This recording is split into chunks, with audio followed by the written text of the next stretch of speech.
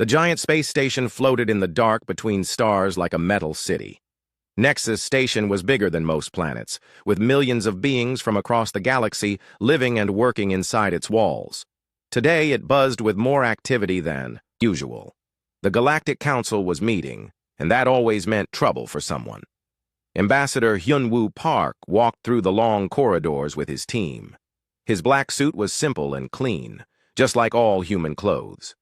The other aliens they passed wore bright colors and strange decorations, but humans always dressed the same way. Hyunwoo had been Earth's main speaker at these meetings for 3 years now. He was good at staying calm when other species got angry or excited. Behind him walked So-Min Lee, a woman with short hair who knew everything about trade and money. She carried a small bag with all their papers and data. Next to her was Dong-Hyun Kim, a quiet man who used to be a soldier. He did not wear a uniform now, but everyone could tell he was military just by looking at him. "The meeting room is just ahead," So-Min said, checking her watch. "We have 5 minutes before it starts." "Good," Hyunwoo replied. "Remember, we are only asking for mining rights in 3 small systems. Nothing big or dangerous. Keep it simple." Dong-Hyun looked around at the other delegations walking past. Them. He saw the tall, bird-like Zelon representatives with their golden feathers. The short, round globins waddled by in their environmental suits. And there, walking like he owned the station, was Council Member Velthar of the Krillian Empire. Velthar was 7 feet tall with green scales and yellow eyes. His people had ruled this part of space for 3,000 years. They had the biggest ships and the most planets. Most species were afraid of them, and Velthar liked it that way. When he saw the humans, his mouth curled into what might have been a smile, showing sharp teeth. "The little humans are here again," Velthar said loudly enough for everyone to hear. "What do they want this time? More rocks to dig up?" Hyunwoo nodded politely. "Good morning, Council Member Velthar. Yes, we have a small proposal for the Council today." "Small," Velthar laughed. "Everything about your species is small. Small planets, small ships, small dreams." Other aliens stopped to watch. This kind of talk happened sometimes before Council meetings. Usually the smaller species would back down or apologize. But Hyunwoo just smiled and said, "We all start somewhere." The meeting room was enormous, with seats for representatives from 43 different species. Each delegation had their own section with special air, gravity, and temperature controls. The humans sat in a simple area with normal Earth conditions. At the center of the room was a raised platform where speakers could address everyone. Above it, a holographic display showed star maps and data. The room was designed to make everyone feel equal, but some species were clearly more equal than others. The meeting started with boring reports about trade routes and shipping schedules. Hyunwoo waited patiently for his turn. When his name was called, he walked to the center platform and activated his presentation. "Honored council members," he began, "Earth requests permission to establish mining operations in 3 uninhabited systems in the Outer Rim. These systems contain rare metals that we need for our growing colonies. We offer fair payment and will follow all environmental protection rules." The holographic display showed the 3 systems. They were far from any major trade routes or populated worlds. The planets were just rocks and gas giants with no life at all. "The systems we request are empty," Hyunwoo continued. "No one lives there. No one has claimed them. We simply want to dig up metals and pay the Council for the right to do so." Several species nodded. The proposal seemed reasonable. Earth had been good about following rules and paying their bills.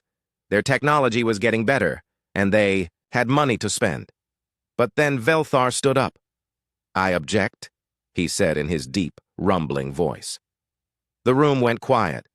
When Velthar objected to something, it usually meant trouble. "On what grounds?" asked the council speaker, an ancient being whose species had been around longer than most stars. Velthar walked to the center platform, pushing past Hyunwoo without politeness. "The humans are expanding too fast. They have colonies on 17 worlds already. They arrived in this galaxy only 50 years ago, and now they want more and more. Where does it end?" "The systems are uninhabited," Hyunwoo said calmly. "We are not taking anyone's home." "Today it is empty rocks," Velthar shot back. "Tomorrow you will want inhabited worlds. Your species is dangerous. You grow too quickly, and you want too much. The other council members whispered among themselves. Some agreed with Velthar. Humans had grown faster than most species expected. But others thought he was being unfair. Hyunwoo returned to the platform. We understand the council's concerns. Earth is willing to accept monitoring of our mining operations. We can provide regular reports and welcome inspections. Monitoring? Velthar laughed. Your species does not understand its place. You think you can negotiate with powers that ruled space before your world even had fire. The tension in the room grew thicker. Dong-hyun shifted in his seat, and So-min made notes on her tablet. This was not going as planned. Velthar continued talking, his voice getting louder.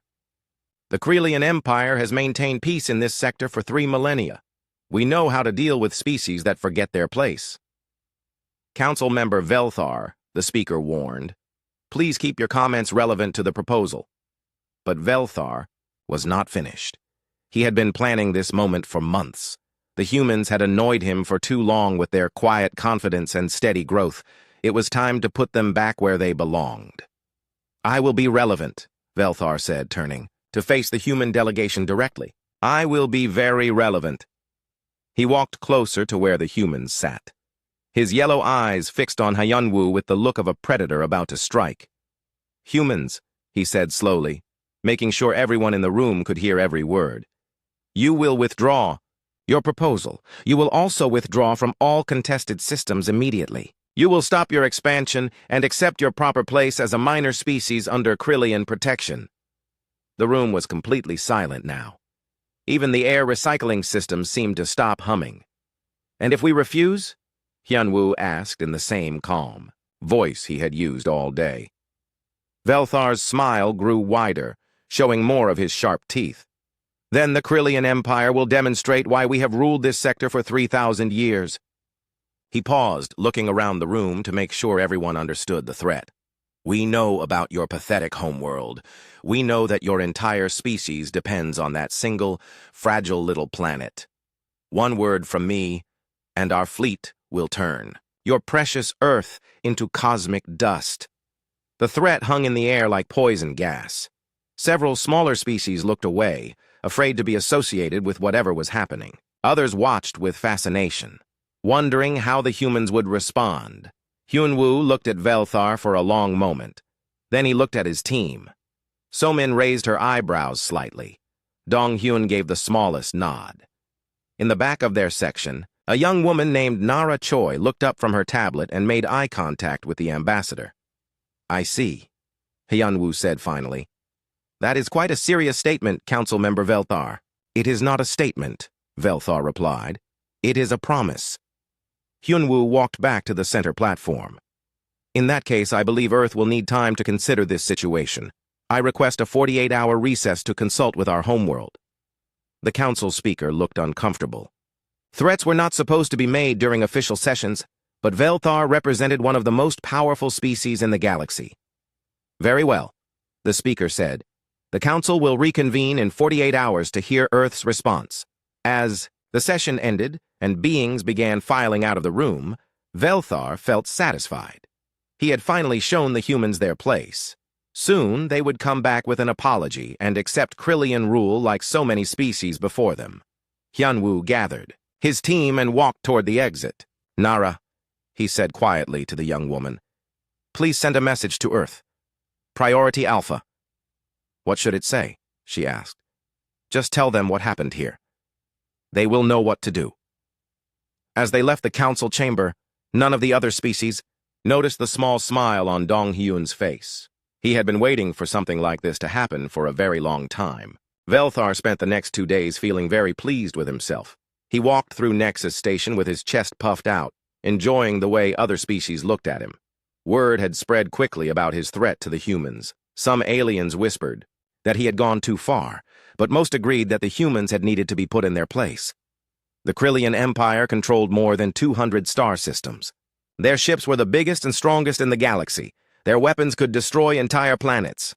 No species had ever successfully challenged them in the 3,000 years since they started expanding across space. The humans will apologize tomorrow, Velthar told his assistant. a nervous creature named Slicks, who took notes on everything. "They will beg for mercy and accept our protection. It always happens this way." Slicks nodded quickly. He had seen this pattern many times.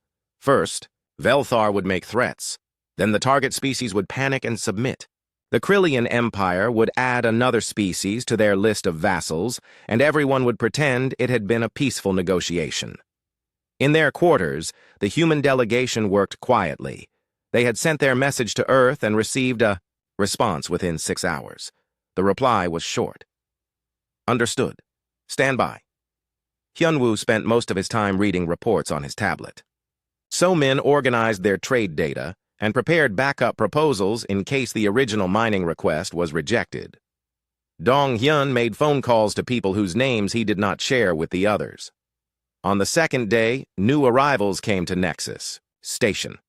Admiral Jin Ho Sung arrived with a small escort of officers, all wearing the dark blue uniforms of Earth's Space Navy. Officially, they were there for ceremonial purposes, to support the delegation during the important vote. Admiral A. Sung was older than the others, with gray hair and sharp eyes that seemed to see everything. He had commanded Earth's first interstellar missions and helped design humanity's expansion into space. When other species looked at him, they saw a military officer. When humans looked at him, they saw a legend. "Any changes to the situation?" Admiral Sung asked Hyun-woo privately. "No. Velthar still believes he has won. The Council is nervous but will not interfere with Krillian politics." "Good. That will make this easier."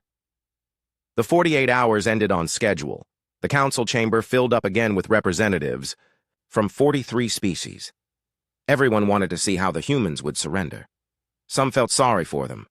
Others thought they deserved what was coming for expanding too quickly. Velthar entered the chamber like a conquering hero. He had put on his finest ceremonial armor, bright green with gold decorations that showed his rank and achievements. He nodded to other powerful species representatives and ignored the smaller ones completely. The humans entered together, walking in a straight line with Admiral Sung in the middle. They looked calm and professional, just like always. Some aliens thought they seemed too relaxed for people about to surrender their independence. "The Council recognizes Ambassador Hyun-woo Park of Earth," announced the speaker. Hyun-woo walked to the center platform with the same steady pace he always used. He activated his tablet and looked around the room, making eye contact with various representatives before speaking. "Honored Council members," he began, "we have consulted with our homeworld regarding Council member Velthar's generous offer of Krillian protection." Several species leaned forward in their seats. This was the moment they had been waiting for. "Earth's leadership has carefully considered all aspects of the proposal," Hyun-woo continued. "They have reviewed our current situation, our future plans, and our relationship with the Galactic Council." Velthar smiled widely. The human was dragging this out, but the end result would be the same: complete submission to Krillian authority. "After extensive discussion and analysis," Hyun-woo said, "Earth's answer is no." The word hung in the air like a physical object. Several representatives made surprised noises. Others looked confused, as if they had not heard correctly. Velthar's smile disappeared. "What did you say?" "I said no," Hyun-woo repeated clearly. "Earth respectfully declines Council member Velthar's offer of protection. We prefer to maintain our current status as an independent member of the Galactic Council." The chamber erupted, in whispers and gasps. No one had expected this. Species did not say no to the Krillian Empire. It simply did not happen. Velthar stood up so fast that his chair fell over. "You foolish creatures, do you not understand what I told you? One word from me, and your homeworld becomes dust." "Yes, we understood your position perfectly," Hyun-woo said. "We simply choose to decline." "Then you have chosen extinction," Velthar roared. "I will contact my fleet command immediately. Within days, your precious Earth will be nothing but scattered atoms." "Before you make that call," Hyun-woo said in the same calm voice, "we thought you might be interested in some recent updates to our stellar cartography." He gestured to a woman who had been sitting quietly with the human delegation. "Minji, would you please share our latest survey data with the Council?" Cartographer Minji An walked to the platform carrying a small device. She was young and wore simple clothes like all the humans, but she moved with confidence as she connected her equipment to the chamber's holographic display system. "We have been conducting deep space surveys of this sector for several months," Minji explained as she worked. "Our new long-range sensors can detect objects at much greater distances than previous technology." The holographic display activated, showing what appeared to be a normal star map. But instead of displaying trade routes or territorial boundaries, it showed something that made several council members gasp in shock. The map displayed the Krillian home system in real time. Their homeworld hung in space like a blue-green jewel, surrounded by space stations, defense platforms, and patrolling ships. But there were other objects in the system too, dozens of them, arranged in a careful pattern around the planet and its major installations. "These are live feeds from our monitoring stations," Minji said conversationally, as if she were discussing the weather. "We thought the council might be interested in our new deep space surveillance capabilities." Velthar stared at the display, his yellow eyes growing wider. Those objects surrounding his homeworld had not been there yesterday. Or had they? "Those are ships," he said, his voice suddenly much quieter. Admiral Sung stepped forward for the first time. "Not ships, Council Member Velthar. Those are platforms. Orbital bombardment platforms, to be precise." The chamber fell completely silent. Even the constant background hum of the station's life support systems seemed to stop. "They have been in position for approximately 6 hours," Admiral Sung continued. "We thought it would be polite to give you advance notice before taking any permanent action." Velthar's mouth opened and closed without making sound. His greatest fear had just been realized. His homeworld, the center of the mighty Krillian Empire, was surrounded by enemy weapons. Weapons that had appeared as if by magic. "Impossible," he finally managed to say. "Our sensors monitor all approaching traffic. Nothing can reach our system without detection. This is some kind of human trickery." Minji adjusted her controls, and the display zoomed in on one of the platforms. It was sleek and angular, clearly built with advanced technology. Weapon ports were visible along its hull, pointing down toward the planet below. "Our platforms use advanced stealth technology," she explained. "But you are correct that they would have been detected during deployment. However, these platforms were not deployed yesterday." She paused, checking her notes. "Actually, they have been in position for approximately 8 months. The revelation hit the chamber like a physical blow. 8 months ago was when humanity first applied for expanded mining rights in this sector. 8 months ago was when they seemed like a harmless young species asking for permission to dig up rocks. 8 months, Velthar repeated, his voice hollow. "Standard deployment time for Class 7 orbital platforms," Admiral Sung said matter-of-factly. "We always conduct comprehensive threat assessments before beginning operations in new sectors." The display changed again, showing not just the Krillian homeworld, but 17 other systems. Every major Krillian military installation, every important planet, every strategic location in their empire was highlighted, and around each one, the same pattern of platforms could be seen. "This is impossible," Velthar whispered. "We would have detected such a massive military operation." "You did detect it," Admiral Sung replied. "Your sensors recorded every platform as it was deployed. However, our electronic warfare systems ensured that the data was classified as routine asteroid activity or sensor noise." So-Min Lee stepped forward with her tablet. "We have copies of all your sensor logs from the past 8 months. Your equipment worked perfectly. The problem was in the interpretation of the data." She activated her own display, showing Krillian military reports. From the past several months, report after report of minor sensor anomalies and routine space debris that had been dismissed as unimportant. "Your military actually did an excellent job of detecting our platforms," So-Min continued. "They just did not realize what they were detecting." Velthar sank back into his chair, his earlier confidence completely gone. The mighty Krillian Empire, rulers of this sector for 3 millennia, had been completely outmaneuvered by a species the council chamber had never been so quiet. 43 species sat in stunned silence, staring at the holographic display that showed the impossible. The mighty Krillian Empire, the most feared military force in the galaxy, was completely surrounded by human weapons that had been invisible for 8 months. Representative Clix of the Zelon Federation was the first to speak. "How?" he asked in his high, bird-like voice. "How did you hide so many platforms from our sensors? All of our sensors?" Tai Yang Bei, the human delegation's technology specialist, stood up from his seat. He was a thin man with thick glasses who looked more like a professor than a military strategist. "Council Member Clix, the platforms were never hidden from your sensors. Every species in this chamber has detailed records of their deployment." "That is impossible," declared General Vorth of the Hammerhead Alliance. "We monitor all military movements in this sector. No one deploys weapons without our knowledge."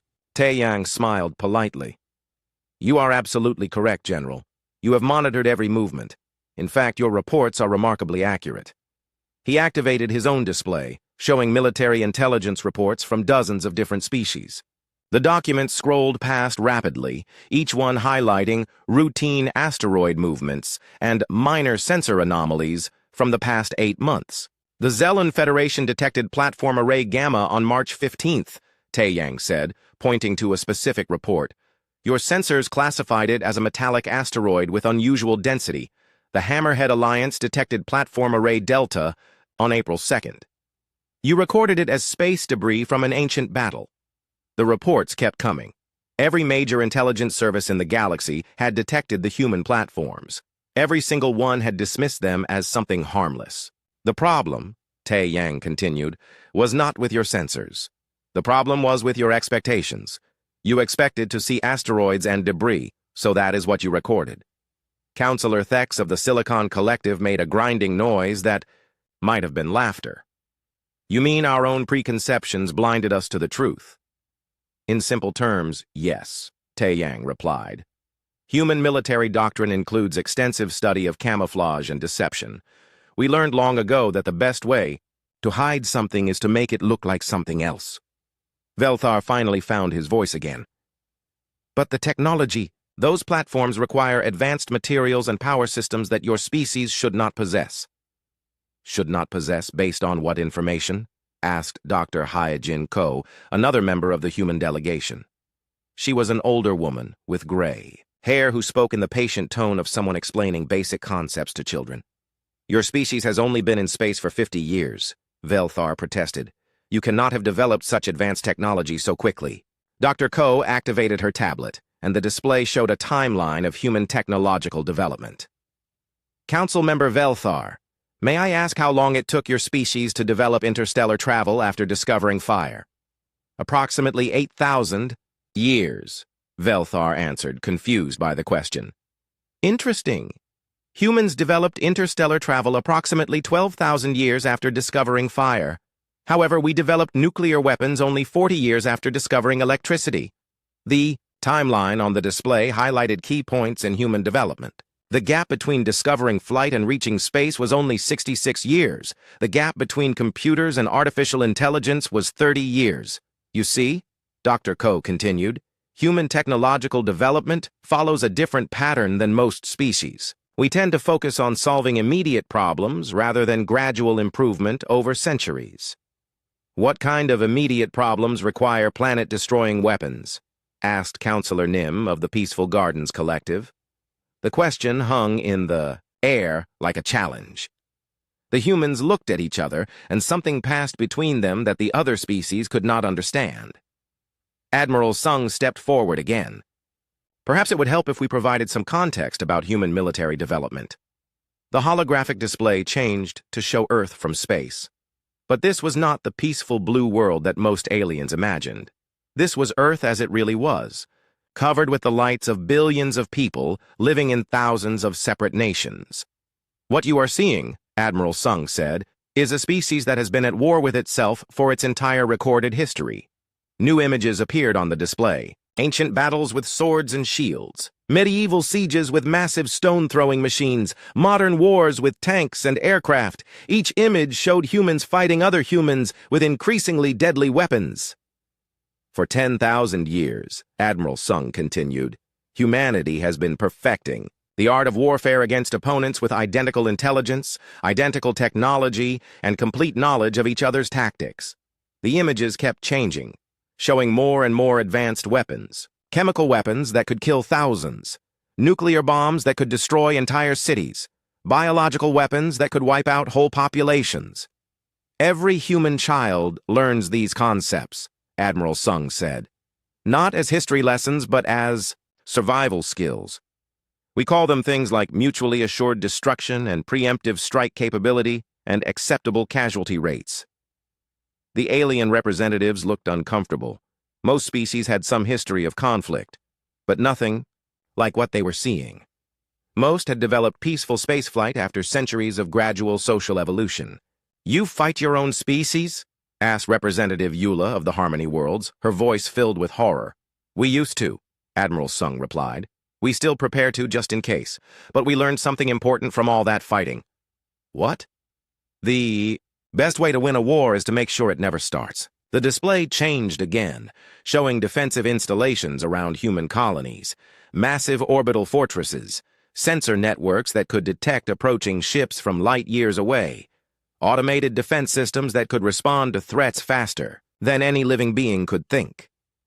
"Every human world is defended not because we expect attack," Admiral Sung explained, "but because 10,000 years of warfare taught us that the cost of aggression must always be higher than any possible benefit."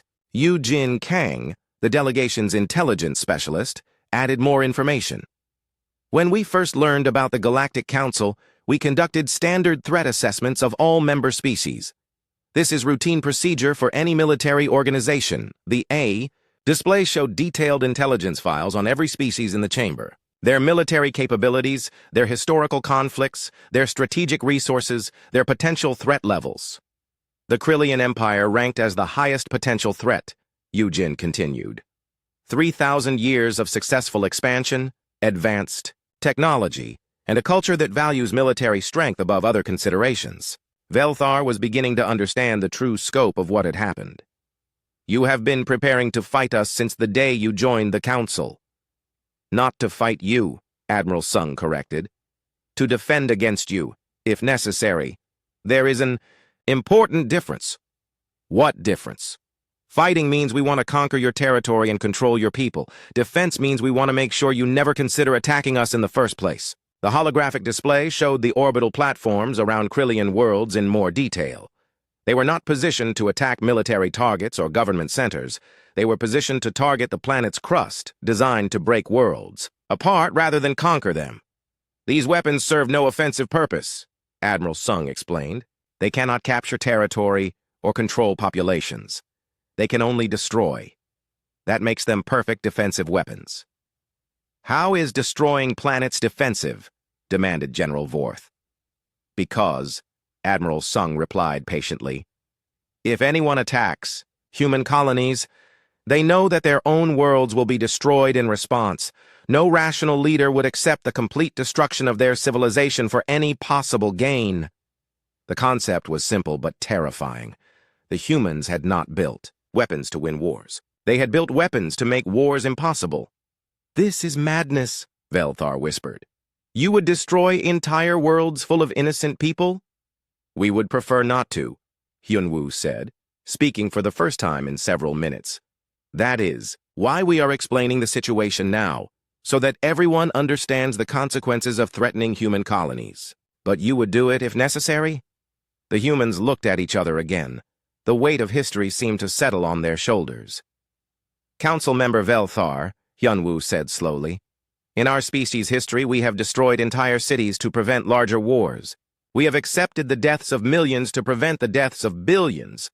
We have made choices that no rational being should ever have to make." He paused, looking around the chamber at the shocked faces staring back at him. "We desperately hope never to make such choices again, but if forced to choose between the survival of human civilization and the survival of those who threaten it, we will choose human survival. Every time." The silence in the chamber was deafening. Every species present was reconsidering everything they thought they knew about humanity. Soo-Hyun Nam, the delegation's strategic planning specialist, provided the final piece of information.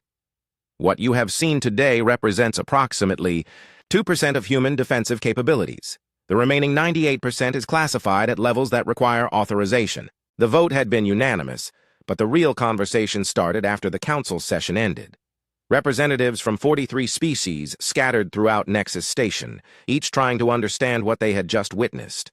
The humans had not just outmaneuvered the Krillian Empire.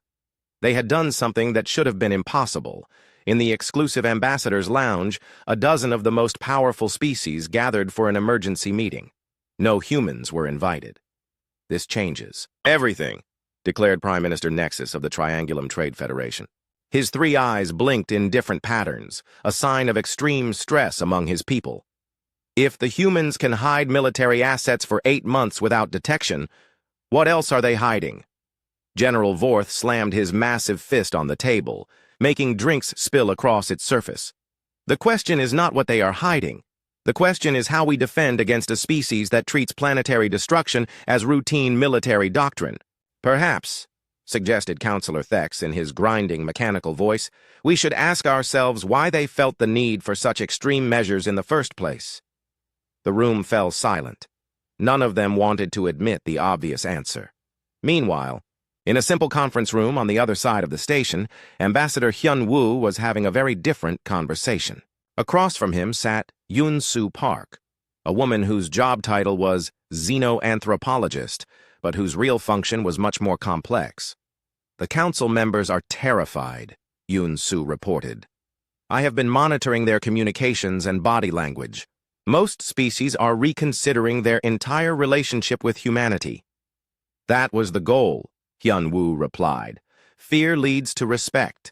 Respect leads to peace. Some of them are talking about forming an alliance against us. Which species? The usual suspects. Species that have something to gain from conflict and little to lose. Hyun-woo nodded. This had been expected. What about the Krillians? Velthar is in complete shock. He has been sitting in his quarters for the past 4 hours, staring at intelligence reports. I think he is beginning to understand the real scope of what happened today. And what is the real scope? Yoon-soo activated her tablet, showing a complex analysis of galactic power structures. For 3,000 years, the Krillian Empire has maintained control through the threat of superior military force. Every species in this galaxy has accepted Krillian dominance because they believed resistance was impossible. And now? Now they know that humans neutralized Krillian military superiority without anyone noticing. If we can do it to the Krillians, we can do it to anyone. The implications were staggering. The entire galactic balance of power had shifted. In a single afternoon, back in his luxury quarters, Velthar was indeed staring at reports. But not the kind Yoon-soo thought. These were historical files, some of them classified at the highest levels of the Krillian Empire. Files about previous species that had challenged Krillian authority. His assistant Slicks crept into the room carrying more documents. The files you requested, Council Member. Thank you, Slicks. Velthar took the papers with hands that shook slightly. Tell me, what do you know about the Vorthon resistance? Very little, sir. They were destroyed before I was hatched. They were destroyed, Velthar agreed, but not easily. The Vorthons fought us for 60 years before we finally broke them. Do you know why they lasted so long? Superior technology? No. They had the same technology as everyone else. They lasted because they understood something that no other species had figured out. Velthar activated his private display, showing tactical analyses from battles fought centuries ago. The Vorthons realized that conventional military thinking was useless against a superior force, so they stopped thinking conventionally. The display showed Vorthon tactics that defied normal strategic doctrine. Suicide attacks against supply lines, attacks on civilian targets to force military responses. Weapons designed to cause maximum psychological impact rather than military damage. They lost in the end, Velthar continued, because they could not sustain their unconventional approach long enough. But they taught us something important about warfare. What lesson?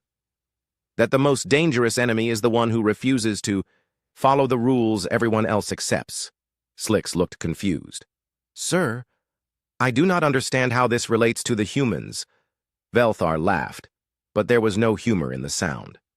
The humans just demonstrated that they have been breaking every rule of galactic warfare for 8 months. They deployed weapon systems that violate every treaty about militarization of space. They conducted surveillance operations that should be considered acts of war. They threatened planetary destruction as casually as discussing the weather. But they did it all legally? That is the brilliance of it. They violated the spirit of every law while technically following the letter of every law. Velthar pulled up more files, these ones containing detailed analyses of human behavior patterns. Look at this, Slicks.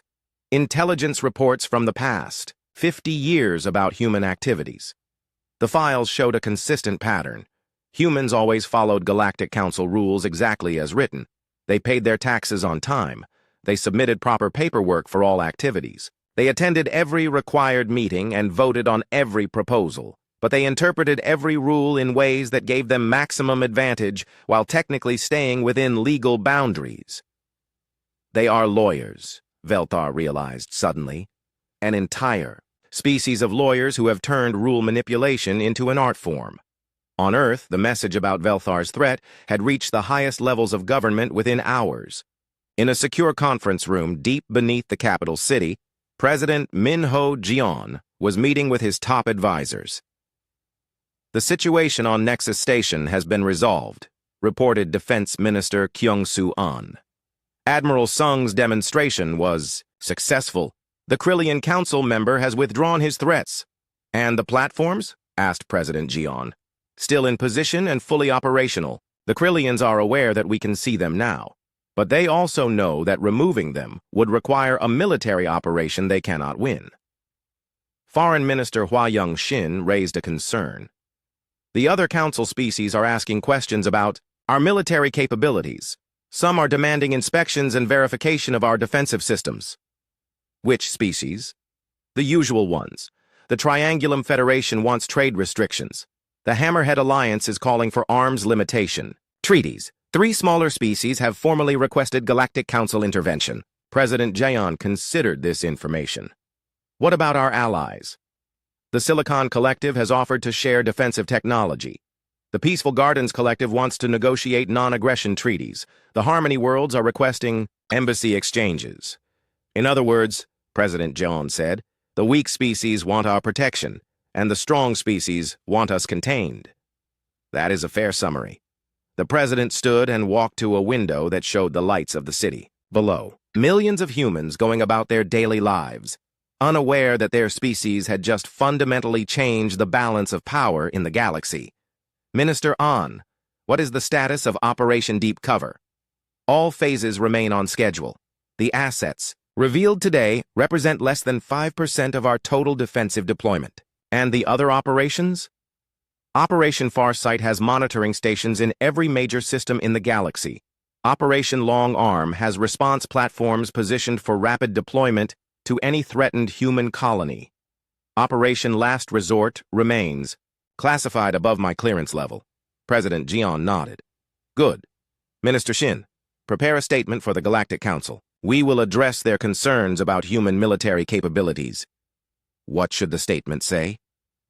The truth. That Earth's defensive preparations are exactly that. Defensive. We have no interest in conquest or expansion beyond our agreed-upon colonies.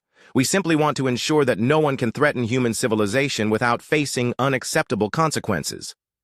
And if they demand proof of our peaceful intentions, then we will provide exactly what we provided today, a demonstration that shows the cost of threatening humanity while making it clear that we prefer peaceful coexistence. Back on Nexus Station, the human delegation was preparing for a flood of diplomatic contacts. Every major species wanted private meetings to discuss the new situation. The Krillians have requested an urgent session, Somin reported. Velthar wants to negotiate directly.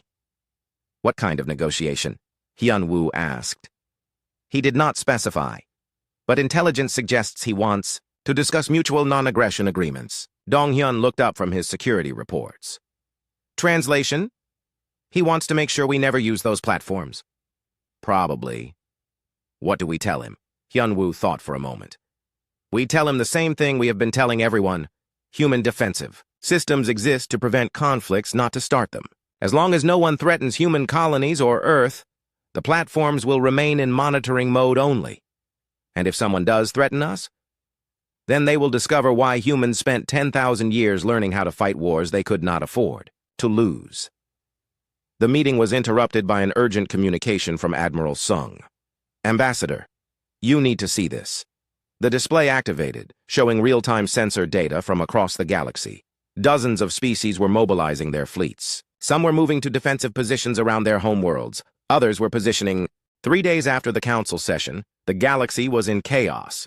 Military fleets moved through space like pieces on a giant chessboard. Ancient alliances crumbled as species reconsidered their positions.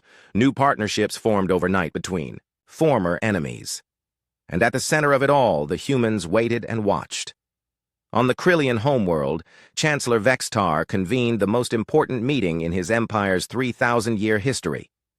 Around the massive stone table sat the greatest military minds of his species, each one trying to understand how their invincible empire had become so vulnerable so quickly. Report, Chancellor Vextar demanded of his intelligence chief. The situation is worse than we initially thought, General Korth replied, his voice heavy with defeat. Our analysis of the human platforms shows technology that is centuries ahead of anything we possess. How is that possible? They have only been in space for 50 years.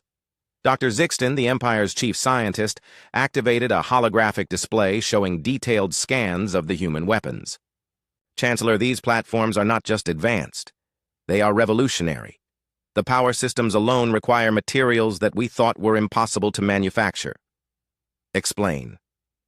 Each platform contains a power core that generates more energy than our largest starships.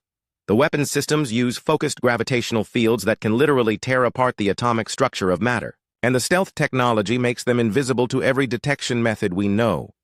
General Korth added more disturbing information. But the technology is not the worst part. The worst part is the intelligence. What do you mean? The platforms have been watching us for 8 months. They have recorded every military exercise, every patrol route, every communication protocol. They know our defensive capabilities better than we do. Chancellor Vextar felt the weight of 3 millennia of Krillian dominance crashing down around him. How many of our secrets do they know? All of them, Dr. Zixton replied quietly. The platforms have been analyzing our technology, our tactics, our weaknesses. They have created detailed models of how to defeat our military in the most efficient way possible. And they shared none of this intelligence with other species? No. The humans have kept everything to themselves. This was not an intelligence-gathering operation for the Galactic Council. This was purely about Earth's security. The Chancellor stood and walked to a window that showed his capital city. Millions of Krillians lived and worked below, unaware that their empire's power was now an illusion. What do our military advisors recommend? He asked. Complete surrender, General Korth said bluntly. Remove all military forces from systems, near human colonies. Publicly apologize for Council Member Velthar's threats. Accept whatever terms the humans offer. And if we refuse? Then we face the complete destruction of our civilization. Meanwhile, on Nexus Station, Ambassador Hyunwoo was dealing with a different kind of chaos. Every species in the Galactic Council wanted private meetings. His schedule was booked solid for the next 2 weeks. The Triangulum Federation is demanding arms control negotiations, Somin reported, reading from a long list of requests. The Hammerhead Alliance wants mutual defense treaties. The Silicon Collective is offering technology exchanges.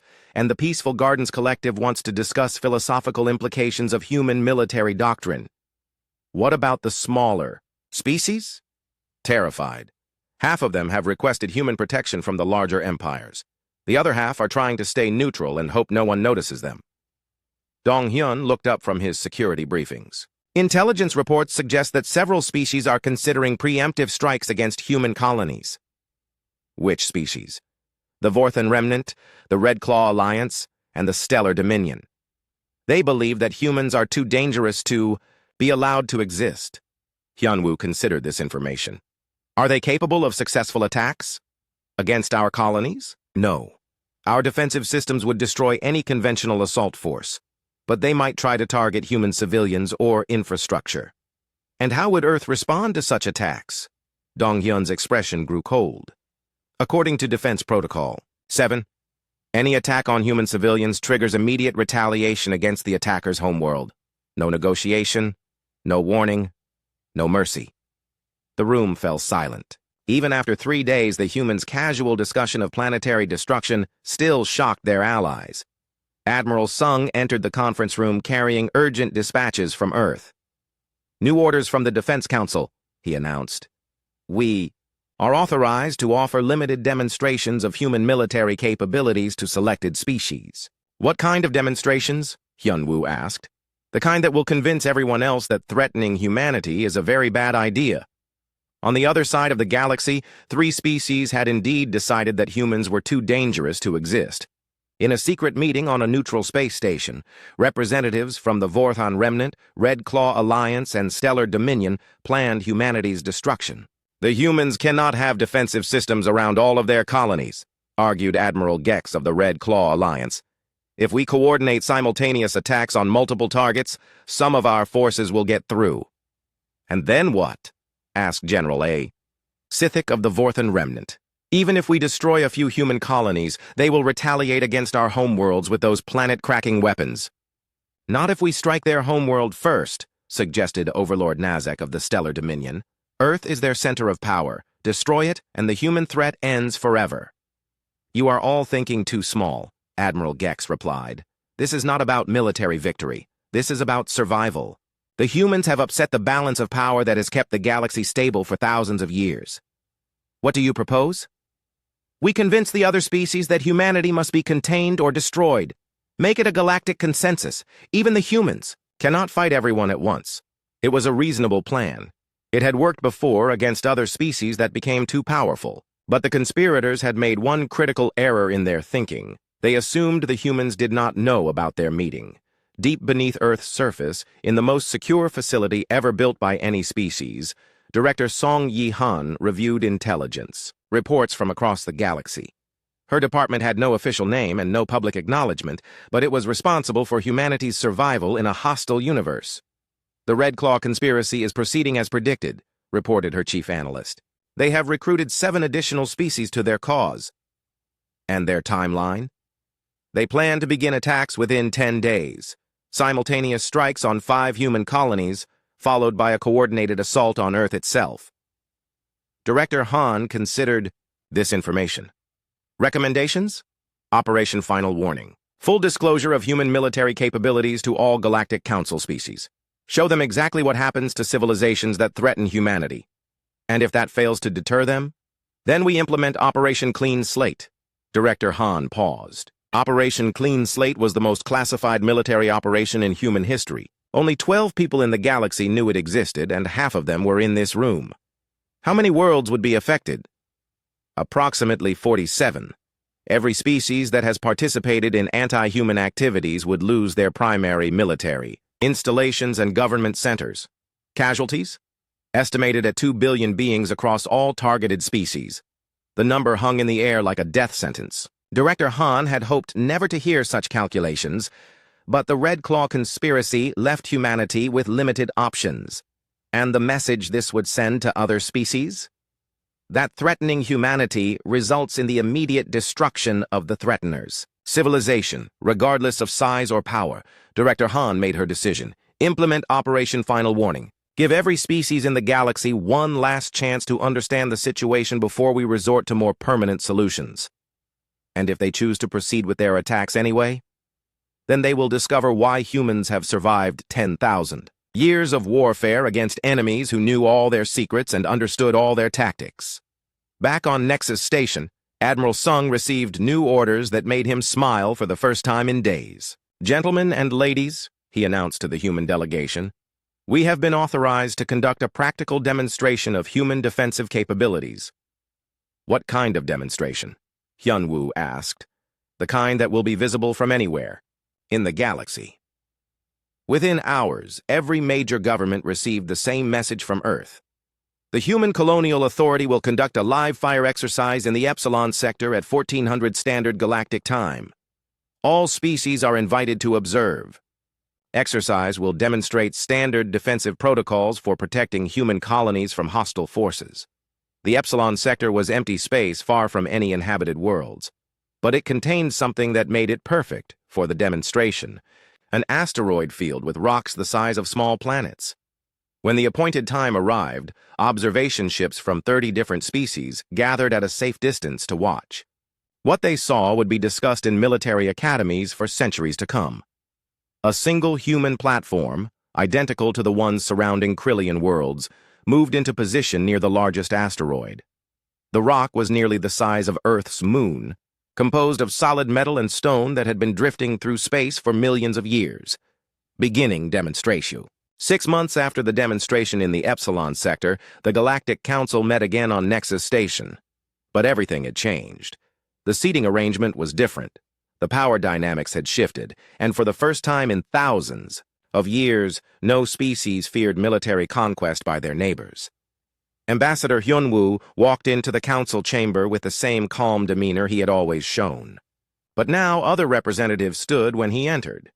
Not out of fear, but out of respect for the species that had brought peace to a galaxy that had known only the threat of war. The meeting began with routine business. Trade agreements were negotiated fairly. Territorial disputes were resolved through discussion rather than threats. Species that had been enemies for centuries were working together on scientific projects. Council member Velthar, still holding his position but with greatly reduced influence, requested permission to address the assembly. His appearance had changed dramatically over the past 6 months. He looked older, quieter, and considerably more humble. "Honored council members," Velthar began, "I wish to formally thank the human delegation for their patience during the transition period following my miscalculation 6 months ago." Several representatives nodded. Everyone knew what he meant. His miscalculation had nearly triggered the first galactic war in 3,000 years. "The Krillian Empire has learned much from our interactions with humanity," Velthar continued. "We have learned that true strength comes not from the ability to destroy others, but from the wisdom to prevent destruction from being necessary." He paused, looking directly at the human delegation. "We have also learned that underestimating other species based on their apparent capabilities is a mistake that can have devastating consequences." Dr. Haiwan Zhou, who had been promoted to lead diplomat for human-alien relations, stood to respond. "Council member Velthar, Earth appreciates the Krillian Empire's commitment to peaceful coexistence. The non-aggression treaty signed last month serves as a model for how former adversaries can become partners in maintaining galactic stability." It was diplomatic language, but everyone understood the real meaning. The Krillians had agreed to become junior partners in maintaining peace, while humans had agreed not to use their devastating weapons as long as everyone followed the rules. The session continued with reports from various committees. The Trade Regulation Committee announced record-high commerce between all species. The Scientific Cooperation Initiative reported breakthrough discoveries in joint research projects. The Conflict Resolution Board noted that they had not had a single case to review in 4 months, but the most significant presentation came from an unexpected source. "The Council recognizes President Minho John of the Human Colonial Authority," announced the speaker. This was unusual. Planetary leaders rarely addressed the Council directly. When they did, it usually meant something important was about to be change. President Jian appeared via quantum communication, his image projected at the center of the chamber. He was an older man with gray hair and kind eyes, but there was something in his expression that commanded attention. "Honored Council. Members," President Jaeon began. "6 months ago, this assembly witnessed a demonstration of human military capabilities. Today, I wish to share some additional information that we believe will be helpful for long-term galactic stability." The chamber fell silent. More information about human military capabilities was not something most species wanted to hear. "When Earth first joined the Galactic Council 50 years ago," President John continued, "we conducted comprehensive assessments of all potential threats to human colonies and our home world. This is standard procedure for any military organization." He paused, allowing the translation systems to catch up with his words. "What we discovered was that this galaxy has a long history of powerful species using military force to dominate weaker neighbors. The pattern was consistent across thousands of years and dozens of different civilizations." The holographic display activated, showing a timeline of galactic conflicts stretching back millennia. Species after species had risen. to power through conquest, ruled through fear, and eventually fall into even more powerful adversaries. We realized that joining this community meant accepting the possibility that humanity might someday face the same fate, conquest by a superior force, followed by centuries of subjugation or potential extinction. Several representatives shifted uncomfortably in their seats. This was exactly the kind of thinking that had led to the current situation. However, President Jian continued, we also realized that this pattern could be broken if one species possessed sufficient defensive capabilities to make conquest impossible while having no interest in conquest themselves. The implications hit the chamber like a physical blow. The humans had not been preparing to defend against specific threats. They had been preparing to end the cycle of galactic warfare forever. To that end, President John said, Earth has developed defensive systems capable of protecting not only human colonies, but any species that wishes to live in peace without fear of military conquest. The offer hung in the air like a gift that might also be a trap. Representative Klix of the Zellan Federation was the first to speak. What would such protection cost? Nothing. President John replied simply. We ask only that protected species commit to resolving disputes through negotiation rather than warfare. And if a species under human protection is attacked, then the attackers will face the same response that any threat to human colonies would face. Immediate and overwhelming retaliation designed to prevent future attacks. Admiral Sung, who had been sitting quietly with the human delegation, stood to provide additional details. What President John is describing is essentially a galactic defense network. Any species that commits to peaceful conflict resolution will be protected from military conquest by others. And species that refuse this protection are free to continue the traditional cycle of conquest and counter-conquest among themselves. However, they will not be permitted to threaten species under human protection. The chamber erupted in whispered conversations as representatives tried to understand the full scope of what was being offered. The humans were proposing to become the galaxy's police force, protecting the weak from the strong and preventing all major military conflicts. But there was one question that needed to be asked. Chancellor Vextar, speaking for the first time since his formal apology, raised the concern that everyone was thinking. What prevents humanity from using this system to dominate the galaxy themselves? President Jaeon smiled for the first time during his presentation. An excellent question, Chancellor. The answer lies in human history and psychology. The display changed to show images from Earth's past. Not the wars and weapons they had seen before, but something different. Cities being rebuilt after disasters. International cooperation during crises. Scientific achievements shared freely among all nations. Humans spent 10,000 years fighting each other, President John explained. But we also spent 10,000 years learning that cooperation produces better results than conquest. We do not want to rule other species because we have learned that ruling people who do not want to be ruled is expensive, difficult, and ultimately unsuccessful. But you have the power to rule us all, pointed out General Vorth. We have the power to destroy anyone who threatens peace, President Jian corrected. Destruction and rule are very different things. We have no interest in collecting taxes from Krillian worlds or making decisions for Zellan colonies. We simply want to ensure that no one can threaten human colonies, and we are willing to extend that protection to anyone who wants it. Dr. Zhou added more detail. The Human Defense Network is designed to prevent wars, not to win them. Our weapons can destroy military forces and infrastructure, but they cannot control populations or govern worlds. They are useless for conquest and perfect for defense. The debate continued for hours. Some species worried about giving up their military independence. Others worried about what would happen if the humans changed their minds about peaceful intentions. But gradually, a consensus emerged. The alternative to human protection was a return to the old system of constant military threats and occasional devastating wars. Most species had lived with that fear for so long that they had forgotten what genuine peace felt like. By the end of the session, 37 species had formally requested inclusion in the Human Defense Network. The remaining 6 asked for time to consider the offer. There is one more thing, President Jian said as the session was concluding. We believe in transparency among allies. Any species that accepts human protection will be given full access to our historical archives regarding the development of our military capabilities. Velthar looked puzzled. Why?